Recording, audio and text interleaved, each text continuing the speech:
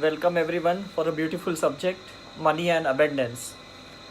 बहुत ही रिसर्च दुनिया भर में पैसों के ऊपर हुआ कि पैसे कैसे कमाना, बिकॉज आज सभी लोग जानते हैं कि पैसे से सब कुछ हो सकता है, लेकिन बहुत सी बाधाएं आती है, बहुत से ऑब्स्टिकल्स आते हैं पैसे कमाने में।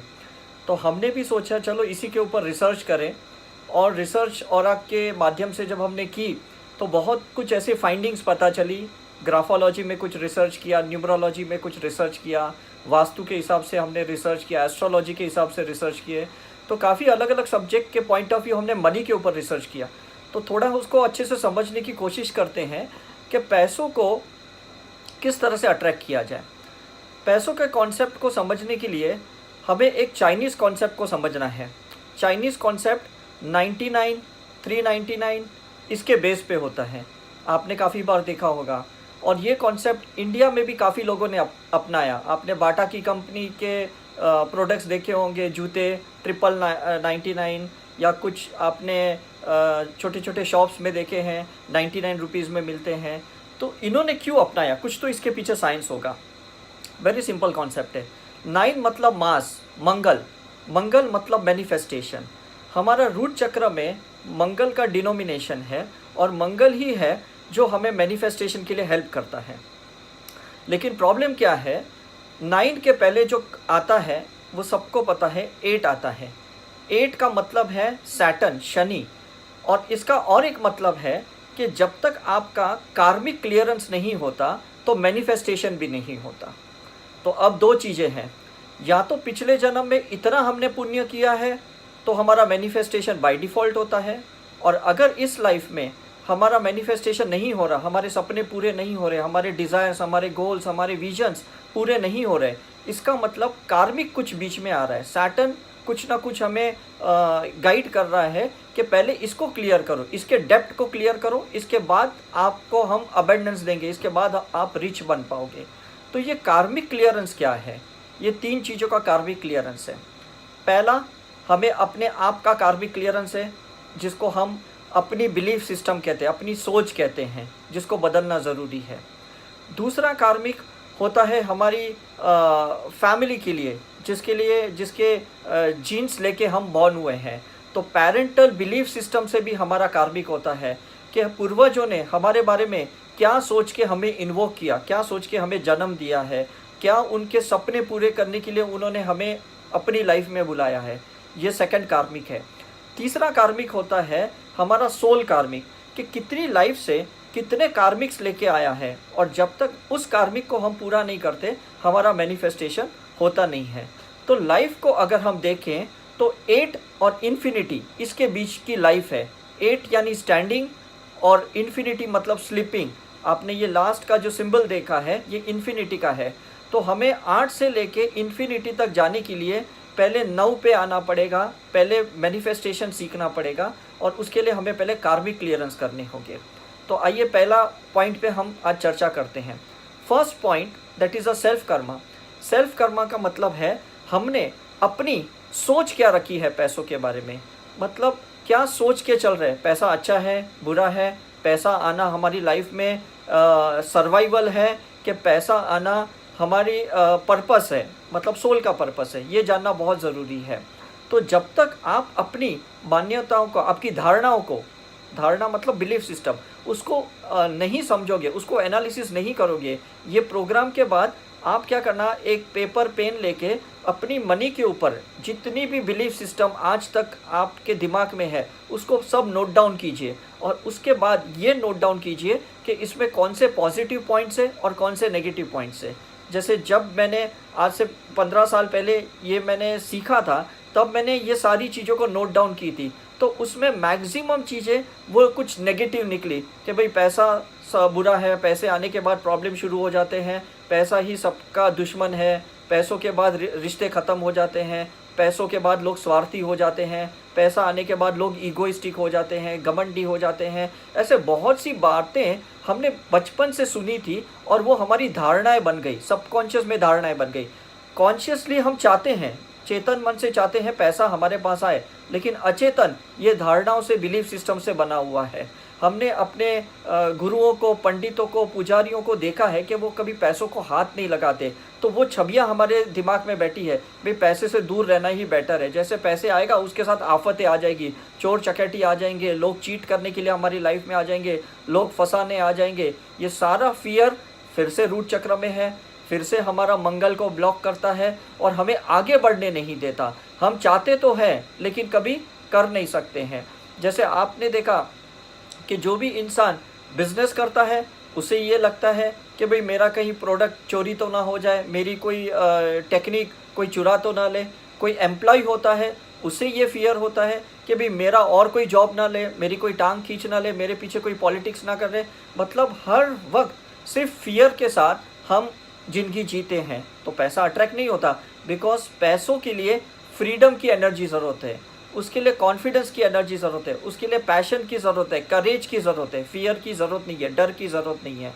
उसके बाद जो हमारी बिलीफ सिस्टम है, इनसिक्योरिटी, हमें हमेशा एक भय रहता है कि आज मैं हूँ, कल मैं नहीं रहूँगा तो कैसा मेरे फैमिली का होगा, या आज मुझे जहाँ से पैसा मिल रहा है, आज जो कंपनी चल रही है, कल कंपनी नहीं चलेगी तो मेरा क्या होगा। आज मेरा बिजनेस चल रहा है, कल मेरा ये बिजनेस नहीं चलेगा तो क्या होगा। ये इनसिक्योरिटी वाला पार्ट भी हमारे अंदर बहुत ही स्ट्रॉन्ग है। तो हमें लोअर 2 चक्र पे बहुत सारी ये सिंबल की हीलिंग करनी है ताकि हम डर निकाल दें, फियर निकाल दें और सैक्रल चक्र से इनसिक्योरिटी निकाल दें। उसके बाद और एक अपना प्रॉब्लम है, that is the self guilt. ये गिल्ट किस चीज़ का है कि हमने अज्ञानता के वजह से, नादानियों के वजह से बहुत सारी पहले गलतियां कर चुके हैं। बहुत सारे जॉब में, बिजनेस में, एजुकेशन में, रिलेशनशिप में बहुत सी गलतियां कर चुके हैं। अब वो चीज़ इतनी खाई जा रही है, हमें सेल्फ गिल्ट पे डाल रही है कि हमारा सैक्रल चक्र जो वाटर एलिमेंट का है, जो फ्लो के लिए बना है, वो फ्लो होने नहीं दे रहा, वो कहीं ना कहीं हमें स्टक करके रख दिया है। तो दूसरी बात यह है कि हमारे अंदर से गिल्ट निकलना ज़रूरी है। जो भी गलतियां हमने की थी कमियों और खामियों के वजह से, उसे एक्सेप्ट कीजिए। रात गई बात गई, उसे भूल जाइए, चाहे वो आपके साथ दूसरों ने की है या आपने किसी के साथ की है। जब तक ये चीज़ें निकलेगी नहीं, पैसा नहीं आएगा।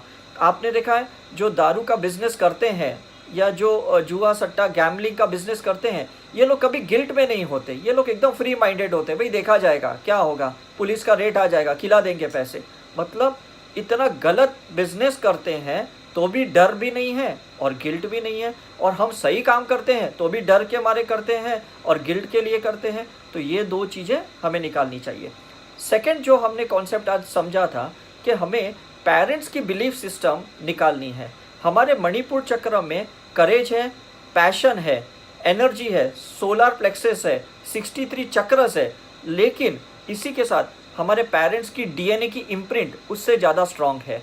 माना यह जाता है कि हमारा अचेतन मन, सबकॉन्शियस माइंड, जो 80% काम ऑक्यूपाइड है, उस 80% में से 90% हमारे पेरेंट्स के बिलीफ सिस्टम से चलता है, उनकी मान्यताओं की वजह से चलता है, क्योंकि उनका डीएनए हमारे अंदर है। तो मणिपुर चक्र पे भी ये सिंबल की प्रैक्टिस करनी पड़ेगी ताकि आप पुरानी पेरेंट्स की बिलीफ सिस्टम निकाल दीजिए। जैसे मैंने बचपन से मेरे फादर से ये बात सुनी थी, सीखी थी कि पैसों के लिए बहुत स्ट्रगल करना पड़ता है, बहुत पापड़ बेलने पड़ते हैं, पै के लिए चप्पल घसने पड़ते हैं। मतलब ऐसी सारी बिलीफ सिस्टम उन्होंने मेरे दिमाग में डाली थी। क्यों? क्योंकि वो गांव छोड़ के बॉम्बे आए थे और उनके पास कुछ नहीं था, उन्हें स्ट्रगल बहुत करना पड़ा। तो उनके जो स्ट्रगल के कॉन्सेप्ट है उन्होंने हमारे अंदर डाल दिए हैं। तो हमें भी शायद यही लगा कि यही स्ट्रगल करना पड़ेगा। हम भूल गए कि हम अच्छी फैमिली में हमारा जन्म हुआ है, मतलब रिच फैमिली में जन्म हुआ है, एजुकेशन इतना अच्छा है, लेकिन बिलीफ सिस्टम अभी भी वो पुरानी थी, वो पॉवर्टी कॉन्शियसनेस वाली थी जो पेरेंट्स ने हमारे अंदर डाल के रखी थी। तो मैंने इतनी अपनी हीलिंग की कि वो सारी जो भी हमारी पेरेंटल जेनेटिकल इन्फॉर्मेशंस थी उसको मैंने डिलीट कर दी, ताकि मैंने अपने मणिपुर चक्र को क्लियरेंस कर दिया। तो ये 3 लोअर जो चक्र है, जो पास्ट से रिलेटेड हैं या प्रेजेंट लाइफ से रिलेटेड हैं या पेरेंटल से रिलेटेड है, ये तीनों चक्रों से हमें ये सारी इन्फॉर्मेशंस को निकालनी पड़ेगी। वेस्टर्न कॉन्सेप्ट तो क्या है, वो कहता है सिर्फ एफर्मेशन से आप मैनिफेस्टेशन करो। वो शायद कर भी पाते हैं क्योंकि उनके अंदर पास्ट का भी कुछ इश्यू नहीं होता है, प्रेजेंट का कुछ गिल्ट नहीं होता है, और वो पेरेंट्स की पैटर्नों को भी फॉलो नहीं करते। 7th स्टैंडर्ड के बाद उनको घर से बाहर निकाला जाता है और उन्हें इंडिपेंडेंट किया जाता है, और उनके पेरेंट्स का कोई ऐसा सपना नहीं होता है जो बच्चों के अंदर डाला होता है। रिस्पॉन्सिबिलिटी, जिम्मेदारियाँ कुछ भी नहीं होती है बच्चों के अंदर। बस उन्हें कहता है आप सेल्फ सस्टेनिंग बनो, खुद कमाओ, खुद खाओ और खुद अपनी ज़िंदगी जियो। तो ये नीचे के 3 चक्र फॉरेन के लोगों में, बच्चों में बहुत क्लियर होते हैं, इसलिए उनको एफर्मेशन बेस्ड हीलिंग काम आ जाती है।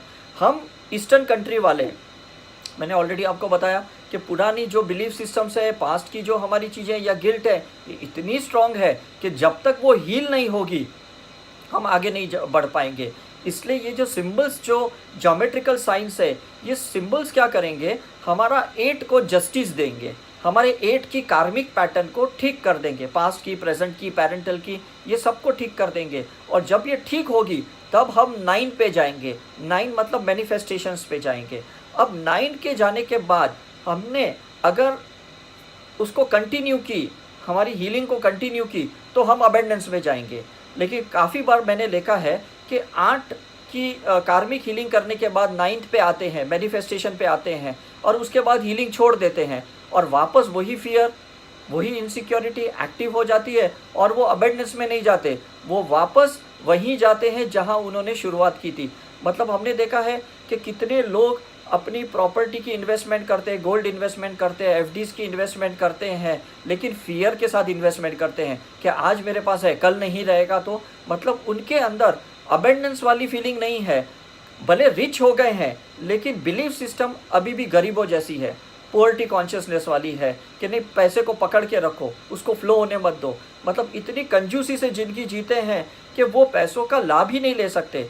उनकी कितनी बड़ी बड़ी प्रॉपर्टी मसूरी में होती है, पंचगिनी जैसे या ऐसे अच्छे अच्छे हिल स्टेशन पे होती है, लेकिन वो जाके एंजॉय नहीं कर सकते, वो नेचर के साथ नहीं रह सकते। वो उसी चीज़ में, बिजनेस में, जॉब में इन्वॉल्व होते हैं जहाँ पे उन्होंने स्ट्रगल की शुरुआत की थी। हमने ये चीज़ देखी है कि अबेंडेंस का मतलब क्या है कि पैसा कमाना हैप्पीनेस के साथ, ब्लिस के साथ, जॉय के साथ, प्रगति के साथ, पीस के साथ, मतलब उसको अबेंडेंस कहते हैं। रिच बनने में क्या होता है, खुशियाँ नहीं, मतलब अबेंडेंस की फीलिंग नहीं आती, मतलब वो जॉय नहीं आता, बस सिर्फ एक खुशी मिलती है कि मैं सक्सेस हो गया, मेरे पास पैसा आ गए, लेकिन आप इंजॉय नहीं कर पाते। आपके अंदर अभी भी वो गलत बिलीफ सिस्टम्स हैं। तो जैसे जैसे आप अपनी हीलिंग करेंगे, आपकी एनर्जी लेवल इतनी हाई होते जाएगी कि एक सोच आपने डाली और वो मैनिफेस्टेशन होगी। पिछले 22 साल से हमने जहाँ पे भी रिट्रीट के बारे में सोचा, चाहे वो पंचगिनी, ऋषिकेश, पौंडीचेरी या लंदन या दुबई या सिंगापुर, जहाँ पे भी हमने सोचा वो इमीडिएटली मैनिफेस्ट होता है। हमें कभी कोई मार्केटिंग की ज़रूरत नहीं पड़ी है, हमें किसी को कोई ज़बरदस्ती फोर्स करने की ज़रूरत नहीं पड़ी है। एक हमने थॉट डाल दिया और वो मैनिफेस्टेशन हो गया। इतने लॉकडाउन की सिचुएशन में भी हम इतने ऑक्यूपाइड हैं, इतने बिजी हैं और इतने अच्छे स्मूथली इवेंट कर पा रहे हैं, क्योंकि हमने 8 का कार्मिक क्लियरेंस कर लिया, हमने मैनिफेस्टेशन भी सीख लिया, और हम आज भी इतनी ही प्रैक्टिस करते हैं जो हमने 22 साल पहले हमने जो शुरुआत की थी वो प्रैक्टिस करते थे। तो कहने का मतलब ये है कि ये प्रैक्टिस आपको कंटिन्यूसली मैनिफेस्टेशन में हेल्प करेगी, लेकिन कुछ पैटर्नें आपको तोड़नी पड़ेगी। मेंटल पैटर्नें, अपने धारणाएं तोड़नी पड़ेगी, अपने इल्यूजन्स तोड़ने पड़ेंगे, अपने परसेप्शंस, अपने जो भी छवियाँ लोगों के बारे में बनाई है या खुद के बारे में भी जो छवियाँ बनाई है, जो आपके अंदर खुद का एक इन्फीरियर कॉम्प्लेक्स है कि मैं नहीं कर सकती हूँ, मेरे पास एजुकेशन नहीं है, मैं तो हाउस वाइफ हूँ, या मेरा तो छोटा बिजनेस है, मेरा तो छोटा जॉब है, ये सारी चीज़ें निकाल देना। आप देखो जैसे जैसे ये अनवांटेड स्टफ्स आपके दिमाग से निकल जाएगा, फिर बचेगा क्या? बचेगा एक ही चीज़, that is sole purpose and sole potential. ये सबसे बड़ी बात है। हर इंसान कुछ तो डिवाइन क्वालिटी के साथ उसने जन्म लिया है, और जब तक वो डिवाइन क्वालिटी उसके अंदर से बाहर नहीं आती, आप तो क्या, दुनिया में कोई आपको मानेगा नहीं। तो पहले तो आपको ये अनवांटेड स्टफ्स निकालना पड़ेगा। जैसे मैंने इतनी अपनी प्रैक्टिस की कि मैंने अनवांटेड सब चीज़ों को निकाला, तो मेरे अंदर बचा क्या? सिर्फ ऑरा का रिसर्च। और उस रिसर्च के आधार पे मैं पूरे वर्ल्ड में फेमस हो गया। मतलब जो सब्जेक्ट पे पहले किसी ने काम नहीं किया था, उस सब्जेक्ट के ऊपर मैंने काम जैसे करना शुरू किया, मैं फेमस हो गया। अदरवाइज क्या होता है, कोई एक ब्रांड ऑलरेडी तैयार होती है, एक सब्जेक्ट पे ऑलरेडी लाखों करोड़ों लोगों ने एक्सेप्ट किया है और आप उसी चीज़ को करते हो तो ईजी हो जाता है आपके लिए। लेकिन मेरे लिए तो डिफ़िकल्ट था, क्योंकि ये ऑरा के सब्जेक्ट कोई जानता नहीं था, कोई समझता नहीं था। उसके बावजूद मैंने इस सब्जेक्ट को इंट्रोड्यूस भी किया और पूरे वर्ल्ड में उसका एक्सेप्टेंस हुआ। तो मेरा कहने का मतलब यही है, आपके अंदर भी कुछ तो खूबियाँ है, कुछ तो सोल पर्पस के साथ ऊपर वाले ने आपको नीचे भेजा है, और जब आप वो जानोगे तो आप देख लो, आप अबेंडेंस में जाओगे। हमने काफ़ी बार देखे हैं कि बॉम्बे में कोई लोग वड़ा पाव बेचते हैं और लाखों करोड़ों कमाते हैं, कोई लोग चाय की दुकान खोल के बैठते हैं, वो लोग लाखों करोड़ों कमाते हैं। मतलब कुछ भी करो, लेकिन अपने सोल पर्पस के सिंक्रोनाइजेशन से करो। आप जिस मकसद से आए हो, जो आपके अंदर टैलेंट है, पोटेंशियल है, उसके ज़रिए करो। अगर आप और कुछ करोगे, आपको बहुत स्ट्रगल करना पड़ेगा, बहुत सफ़र करना पड़ेगा, बहुत आपको डिफ़िकल्टीज जाएगी, बिकॉज आप जिसके लिए बने ही नहीं हो। फॉर एग्ज़ाम्पल, मैं साइंस का स्टूडेंट हूँ।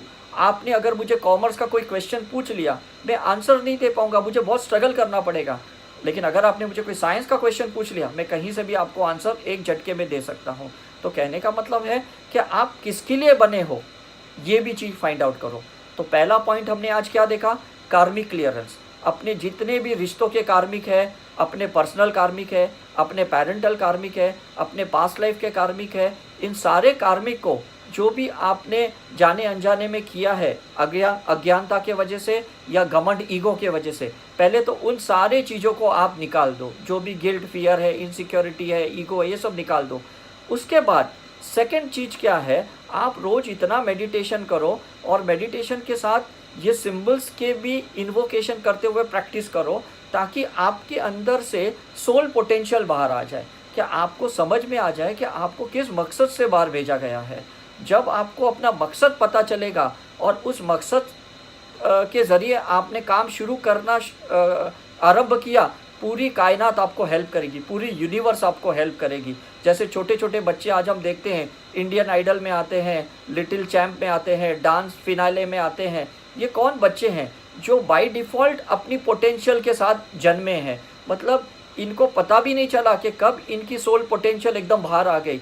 इनके माँ बाप आज तक टीवी में नहीं आए, इनके जो गुरु जिन्होंने इसको इग्नाइट किया, वो भी शायद इतने फेमस नहीं है जितने ये सारे बच्चे फेमस है।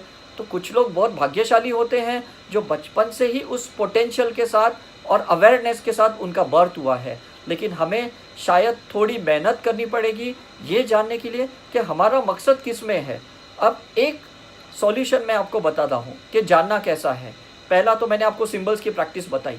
दूसरी बात ये जानने की कोशिश कीजिए कि ऐसा क्या काम है जिसके लिए आप दिन रात बगैर थके, बगैर सोए कर सकते हो। ऐसा कौन सा काम है, तो वो काम आपको ढूंढना है। जैसे मैं सेकेंड ईयर मेडिकल स्टूडेंट था, तो मुझे बहुत मुश्किल जा रहा था मेडिकल कॉलेज के क्लासेस अटेंड करना। मैं इतने बंक करता था कि मुझे ब्लैक लिस्ट में डाला गया और इवन मुझे एग्जामिनेशन के लिए बैन किया गया।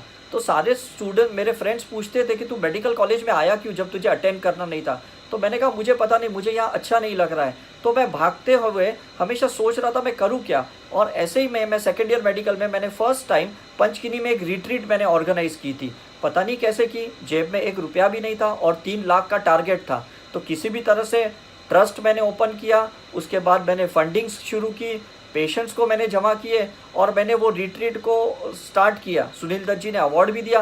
तब मुझे पता चला कि मेरा सोल पोटेंशियल ये रिट्रीट का है। मतलब ये ऐसी सिस्टम है जिसके लिए मैं कभी भी तैयार हूँ, कभी भी काम करने के लिए तैयार हूँ। तो आपको भी ये ध्यान करते हुए, ये साधना करते हुए, ये हीलिंग करते हुए ये पता ना लगाना होगा कि ऐसा कौन सा काम है जिसको आप कभी भी कर सकते हो।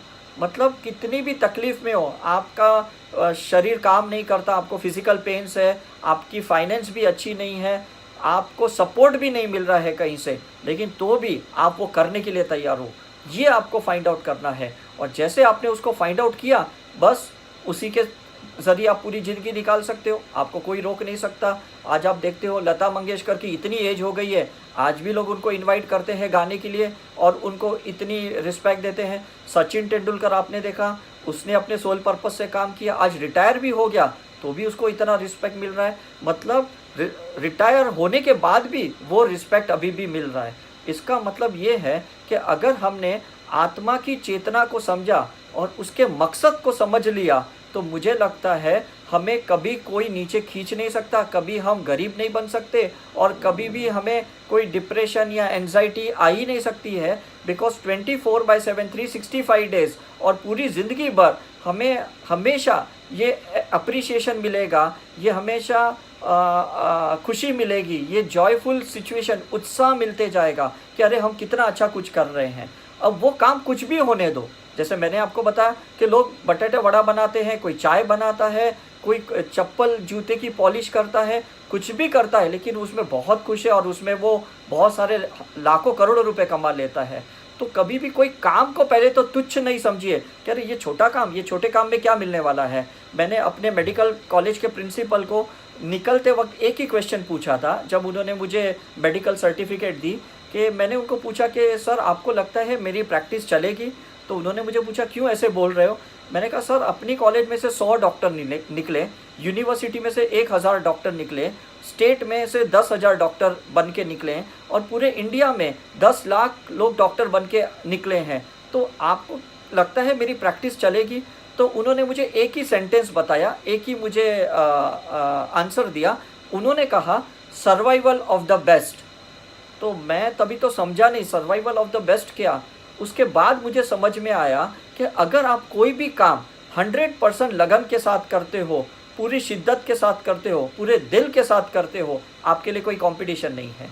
आपको कहीं देखना भी नहीं है कि कोई आपसे ज़्यादा कमा रहा है, कम कमा रहा है, आप नीचे हो या ऊपर हो, देखने की ज़रूरत नहीं है। थ्रू एंड थ्रू आपको सक्सेस होने वाला है। और आज वही सिद्धांत पे मेरे जो कॉलेज के प्रिंसिपल ने मुझे दिया, मैंने जितनी भी 125 थेरेपियाँ सीखी, चाहे वो पास्ट लाइफ रिग्रेशन सीखा, ऑरा या ग्राफोलॉजी या एक्यूप्रेशर, नेचर क्योर, योगा, जो भी मैंने सीखा मैंने उसमें 100% दिया। मैंने ये नहीं सोचा कि इससे आउटपुट मुझे क्या मिलेगा। मतलब ये भी देखो बहुत बड़ी लर्निंग है आज आप लोगों के लिए। कोई भी चीज़ करते वक्त आपको उसका आउटपुट नहीं सोचना। हम लोग नॉर्मली माइंड इतना चतुर होता है कि कुछ भी करने से पहले ये सोचते हैं कि प्रॉफिट कितना होगा। तो जब हम प्रॉफिट के बारे में सोचते हैं तो डेफिनेटली हम कंपटीशन में आ गए, क्योंकि अब हमें जीतना है। लेकिन जब आप कोई भी चीज़ बगैर प्रॉफिट के करते हो, अनकंडीशनली करते हो, अब आपके लिए कोई कंपटीशन नहीं है। अब आपके लिए सिर्फ करना है और वो 100% करना है, पूरे दिल से करना है। उसका आउटपुट क्या होगा ये आपको सोचना नहीं है। So this is very important. आज से 10 साल पहले मुझे एक स्टूडेंट मिला था हैदराबाद में और वो बहुत तकलीफ़ में था। वो सिंगापुर से आया था और मुझे उसका प्रॉब्लम देखा नहीं गया। तो मैंने उसे कहा कि तुझे करुणा हीलिंग सीखनी पड़ेगी तुझे ये प्रॉब्लम सॉल्व करने के लिए। तो उसने कहा अभी मेरे पास टाइम नहीं है, अभी तो मैं सिंगापुर जा रहा हूँ, मैं कभी नेक्स्ट टाइम आऊँगा तो मैं सीखूँगा, या कभी आप सिंगापुर आओगे तो आप सिखाना मुझे। तो मैंने सोचा ठीक है, और कुछ दिन के बाद मैं खुद सिंगापुर पहुंच गया उस लड़के को सिखाने के लिए। और जब मैं वहां पहुंचा तो वो लड़के ने कहा सर मैंने बहुत ट्राई किया लोगों को जमा करने के लिए लेकिन कोई हुआ नहीं, तो सिर्फ आपको शायद मुझे ही सिखाना होगा। तो मैंने कहा कोई बात नहीं, वैसे भी मैं अपने एक्सपेंसेस से गया था, 2006 की बात कर रहा हूँ। और मैं वहाँ पे गया और मैंने उस लड़के को हीलिंग सिखाई। और जिस दिन मैंने सिखाई उसी दिन शाम को वहाँ मेरे एक होटल में एक महिला आई, मुस्लिम लेडी थी, और उसने मुझे कहा कि मैं आपको फेसबुक पे फॉलो कर रही हूँ और मैं आपकी कुछ हेल्प चाहती हूँ। मैंने कहा ठीक है, वैसे भी फ्री हूँ। तो वो मुझे ऑफिस में ले गई और वहाँ पे 25 लोग थे जहाँ पे मुझे उसने कहा आप सेमिनार दो। मैंने सेमिनार ऐसे ही दे दिया विदाउट कोई दिमाग लगाए। और वो सारे 25 लोग एंड ऑफ द सेमिनार में कहते हमें भी ये आपकी करुणा हीलिंग, मनी अबेंडेंस और साइकिक सर्जरी सीखनी है। मैंने कहा ठीक है, इसके ये चार्जेस होते हैं। उन्होंने कहा कोई प्रॉब्लम नहीं, हमें बस आपसे ही सीखना है, हम आपको फेसबुक पे फॉलो कर रहे थे। तो देखने वाली बात है कि मैं तो ऐसे ही गया था, मुझे पता भी नहीं था कि इतना बड़ा कोई इवेंट होगा, और उस महिला ने 5 बार मुझे सिंगापुर बुलाया, और जब भी मैं जाता था वो ऐसे बड़े बड़े इवेंट्स करती थी। और बाद में मुझे पता चला कि वो जो महिला थी वो पास्ट लाइफ में शिरडी के साईं बाबा के साथ लक्ष्मीबाई करके थी, जिसको साईं बाबा ने 9 कॉइन्स दिए थे, जो उसने अपने अट्यूनमेंट के वक्त देखा, उसने अपने पास्ट लाइफ रिग्रेशन में देखा, और मेरा और उसका कनेक्शन पास्ट लाइफ से था। जबकि वो बहुत गरीब लेडी थी, उसको कोई पैसे की भी लालच नहीं थी, उसने कभी मुझसे पूछा भी नहीं कि भाई आप इतने सिखाओगे तो मुझे कितने कमीशन परसेंटेज दोगे। मतलब मैंने भी अनकंडीशनली किया, उसने भी ये काम अनकंडीशनली किया। मतलब कहने वाली बात है कि सही में आप ये अटेम्प्ट करके देखना कि बगैर कोई प्रॉफिट एंड लॉस के काम करना, दिल से काम करना। हमें रात में कोई मैसेजेस करते हैं, हम 180 व्हाट्सएप ग्रुप को हैंडल करते हैं, इतने सारे इवेंट्स करते हैं, लेकिन हम कभी सोचते नहीं हैं कि इसे मिलेगा क्या। बिकॉज अगर हमने सोचा तो हमें फिर दिमाग एक लिमिटेशन क्रिएट करनी पड़ेगी कि रात को 8 बजे के बाद हम मोबाइल अटेंड नहीं करेंगे, मैसेजेस को रिप्लाई नहीं करेंगे, हम इतना ही इसको अटेंड करेंगे, इसने इतने ही पैसे पे किए, उससे ज़्यादा उसको सर्विस नहीं देंगे। हमारी सारी कंडीशनिंग क्रिएट हो जाएगी, लेकिन ऐसे नहीं करना चाहिए। तो bottom line of the story, अगर आज आपको मैं बताऊं कि स्पिरिचुअल के जो एथिक्स है, जो कुदरत के जो नियम है अबेंडेंस वाले, जो गॉड ने क्रिएट किया है पूरे यूनिवर्स को, कोई कंडीशन के साथ नहीं किया कि मुझे इतने मोक्ष वाले लोग चाहिए, इतने निर्वाणा वाले लोग चाहिए। उसने, भगवान ने ऐसे ही सब कुछ क्रिएट किया, पेड़ पौधे, जानवर, इंसान, ये सारे जो धरती, पहाड़, नदियाँ, सूरज, चंद्रमा, ये अनकंडीशनली क्रिएट किया। कोई एक्सपेक्टेशन से भगवान ने कोई चीज़ क्रिएट नहीं की। हमको भी भगवान ने जो नीचे भेजा है वो अनकंडीशनली भेजा है, कोई ऐसे कंडीशन के साथ नहीं भेजा है। हाँ, पर्पस के साथ भेजा है, लेकिन कंडीशन के साथ नहीं। पर्पस और कंडीशन में बहुत फ़र्क होता है। कंडीशन का मतलब भगवान कहेगा भाई नीचे जाके तुझे ये काम करने, हमें तो कोई मतलब ऐसा कोई लेटर नहीं दिया गया कि नीचे जाके ये काम करने हैं, बिल्कुल नहीं दिया। बस ऐसे ही नीचे भेज दिया कुछ पर्पस के साथ। हम पर्पस नहीं जाने और हम कंडीशनिंग से काम करना शुरू किया, ये हमारी गलती हो गई। हम सिर्फ अपने सपने पूरे करने के लिए जो हमने भ्रम से क्रिएट किए, इल्यूजन से क्रिएट किए, उसी को पूरा करने में लग गए। तो इसका मतलब है कि जितने भी नेचर के क्रिएशंस के कॉन्सेप्ट हैं, उस कॉन्सेप्ट को, 5 एलिमेंट्स का जो कॉन्सेप्ट है अनकंडीशनली, अगर हम ये 6th एलिमेंट मनी के लिए यही सारे रूल्स रेगुलेशंस को फॉलो करेंगे, तो मुझे लगता है हम अबेंडेंस में आएंगे। और अगर हमने उनको फॉलो नहीं किया, मैनिफेस्टेशन हो जाएगा, लेकिन पुअरिटी की कॉन्शियसनेस हमारे अंदर रह जाएगी, गरीबी की दरिद्रता सोच हमारे अंदर रह जाएगी। हम कभी भी कोई चीज़ को एंजॉय नहीं कर पाएंगे। हम मार्केट जाएंगे, अच्छे फल, सब्जी, मेवे देखेंगे, ड्राई फ्रूट्स देखेंगे, लेकिन हम सोचेंगे यार बहुत महंगा है, जाने दो। मतलब पैसे इतने जेब में रहने के बावजूद भी हम खरीदेंगे नहीं, ऐसी हमारी सोच होगी। तो फ़ायदा क्या, मुझे बताओ। तो यही मैं आपसे कहने की कोशिश कर रहा हूँ कि आपको सारे स्पिरिचुअल एथिक्स को, अनकंडीशनल एथिक्स को, वो अपने जीवन में उतारने पड़ेंगे, तब जाके आप अबेंडेंस में आओगे। उसके पहले लास्ट में एक चीज़ मैं और आपसे शेयर करने की कोशिश करूँगा कि ये सारे जो कॉन्सेप्ट हैं, ये भगवान ने बनाए तो हैं आत्माओं के साथ, चेतना के साथ, कॉन्शियसनेस के साथ। प्रॉब्लम क्या था, हम कॉन्शियस माइंड से जी रहे हैं, कॉन्शियसनेस से नहीं जी रहे। ये हमारा प्रॉब्लम है। हमें जब 2-2.5 साल के थे तब से दिमाग में डाला गया कि कुछ बनो, पढ़ो, कुछ डिग्री हासिल करो, अच्छा नौकरी करो या अच्छा बिजनेस करो। मतलब ये समझाया गया है कि कुछ भी हासिल होगा तो वो माइंड के वजह से होगा, कुछ भी हासिल होगा तो वो कॉन्शियस माइंड के वजह से होगा। किसी ने, माँ बाप ने हमें ये नहीं समझाया कि हमें सफलता चेतना से करनी है, चेतन मन से नहीं करनी है। ये गलतियां उनसे हो गई क्योंकि उनके माँ बाप ने भी उन्हें यही बताया कि माइंड से कुछ चीज़ों को हासिल करो। उन्होंने ऐसे ऐसे एग्जांपल्स दिए, देख आज वो इतना पढ़ा लिखा है, तब जाके कहीं ना कहीं आज उसको अच्छी पोस्ट है या इतना अच्छा बिजनेस मैनेजमेंट कर पा रहा है। तो तुझे भी पढ़ना पड़ेगा, नहीं तो तू वॉचमैन बन जाएगा, तू है ना झाड़ू वाला बन जाएगा, तू स्वीपर बन जाएगा। ऐसे हमारे साथ फियर के साथ हमें पढ़ाया लिखाया गया है। तो हमारे माइंड में ये कंडीशनिंग हो गई कि कॉन्शियस माइंड, एनालिटिक माइंड बहुत इंपॉर्टेंट है। तो 2 माइंड हमसे छूट गए, एक सुपर कॉन्शियस माइंड हमसे छूट गया, दूसरा हमारा इमोशनल माइंड हमसे छूट गया। हमारे अंदर कोई फीलिंग्स ही नहीं रही, हम सिर्फ ऑब्जेक्ट को हासिल करने के चक्कर में ज़िंदगी जी रहे हैं, सर्वाइवल कर रहे हैं कि आज मेरे पास मारुति है तो कल मुझे होंडा सिटी खरीदनी है, उसके बाद मुझे मर्सिडीज़ खरीदनी है, उसके बाद BMW खरीदनी है, उसके बाद जागवार खरीदी है। बस एक ऑब्जेक्ट की अचीवमेंट विदाउट एनी फीलिंग हम लगे, सिर्फ रेस के अंदर लग गए। तो मैं आप सभी लोगों से ये रिक्वेस्ट करता हूँ, किसी से कोई रेस मत कीजिए, ज़्यादा कॉन्शियस माइंड के इस्तेमाल करके कोई भी बड़े चार्ट मत बनाइए। बस सोल की चेतना है, उसके साथ जो उसका पर्पस है, जो मकसद है, उसको जानने की कोशिश कीजिए। और जिस दिन आपने वो जान लिया, मुझे नहीं लगता है आपको कभी भी पीछे मुड़ के देखने की ज़रूरत पड़ेगी। आपको पूरी दुनिया हेल्प करेगी, क्योंकि पूरी दुनिया ने आपके अंदर उस ब्लूप्रिंट का एक्टिवेशन देख लिया है।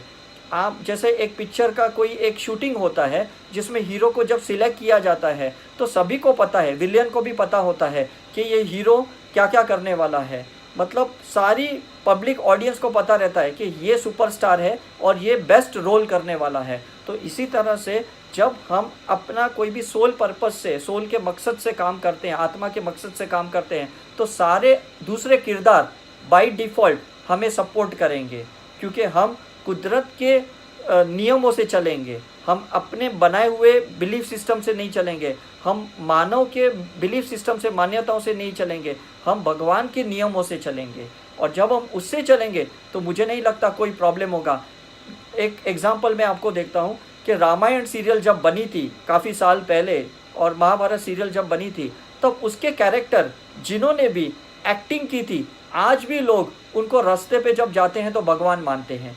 इसका मतलब देखो कि अगर आप कोई चीज़ के लिए एक्ट भी करते हो और डिवाइन एक्ट करते हो तो भी आपको इतना रिस्पेक्ट दिया जाता है। तो सोचो कि सही में अगर आपके अंदर की डिविनिटी एक्टिव हो गई, अंदर का भगवान, खुदा, गुरु एक्टिव हो गया और आपने सही में वो रोल अदा किया, तो सोचिए आपको कितना लोग अप्रिशिएट करेंगे, आपको कितना पूजेंगे, कितना रिस्पेक्ट करेंगे, कितना प्यार करेंगे आपसे। कोई भी आपसे नफ़रत नहीं करेगा। सो सभी से यही रिक्वेस्ट है कि जितना समय आपको एक्स्ट्रा मिलता है आप ध्यान साधना कीजिए, हीलिंग कीजिए, इन्वोकेशन कीजिए।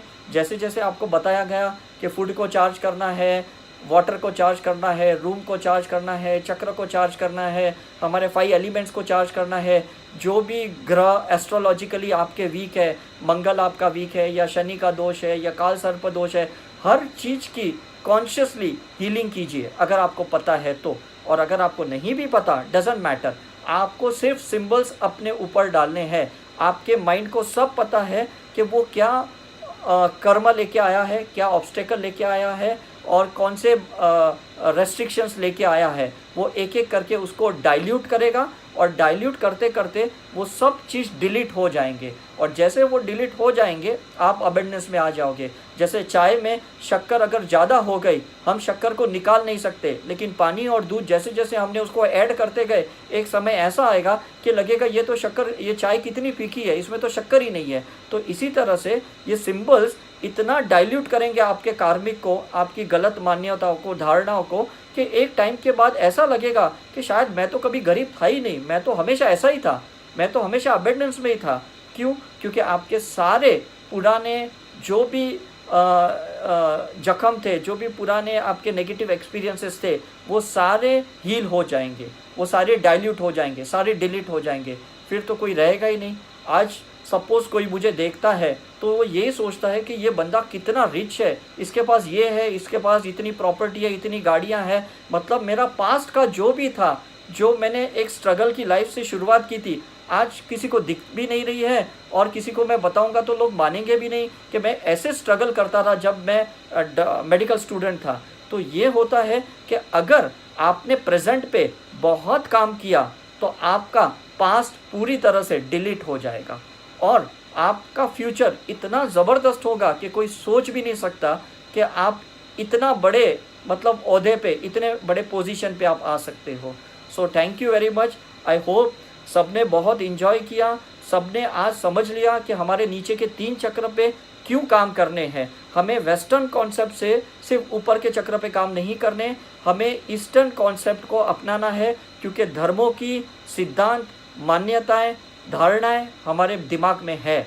हमारे दिमाग में वास्तु भी है, हमारे दिमाग में ग्रह भी है, हमारे दिमाग में पितृदोष भी है, एस्ट्रोलॉजिकल के इश्यूज, सब चीज़ हमारे दिमाग में है। और जब तक हमारे दिमाग से वो हील नहीं होती, हम बाहर नहीं आ सकते। ये बहुत इंपॉर्टेंट है। आप ये नहीं कह सकते हो आज के बाद मैं इसको नहीं मानता हूँ, नहीं, आपने ऑलरेडी मान चुके हैं।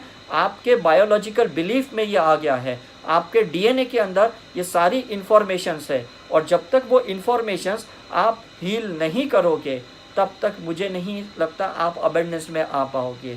सो चलिए हम ईस्टर्न कॉन्सेप्ट के साथ जो भी हमारे धार्मिक चीज़ें हमने सीखी हैं और आज जो ये आध्यात्मिक चीज़ें हमने सीखी हैं, दोनों को हम जोड़ के अपने ऊपर ही काम करना शुरू करें। मुझे लगता है आने वाले 45 डेज़ या 90 डेज़ के अंदर आपकी पूरी लाइफ सिस्टम चेंज हो जाएगी और आप दूसरों के लिए बहुत बड़े एग्जाम्पल बन जाओगे। हमें दूसरे के एग्जाम्पल को फॉलो नहीं करना है, हमें खुद एग्जाम्पल बनना है। ये बहुत बड़ी बात है। मैं हमेशा लोगों को कहता हूँ, किसी को फॉलो मत करो, मुझे भी फॉलो मत करो, वो फॉलो करो जो मैंने फॉलो किया। और मैंने बहुत स्पिरिचुअल एथिक्स को फॉलो किया, मैंने आत्मा की कॉन्शियसनेस को फॉलो किया, मैंने जितनी भी इस दुनिया में गॉड की क्रिएटेड चीज़ें हैं उसके ऊपर मैंने बहुत स्टडी की। इलाहाबाद जाके, कलकत्ता जाके, बनारस जाके, ऋषिकेश, पंचगनी, ऐसे जितने भी कुदरत की जो क्रिएटेड चीज़ें हैं उन पे जाके मैंने रिसर्च किया कि ये इतना ज़बरदस्त कैसे हो सकता है।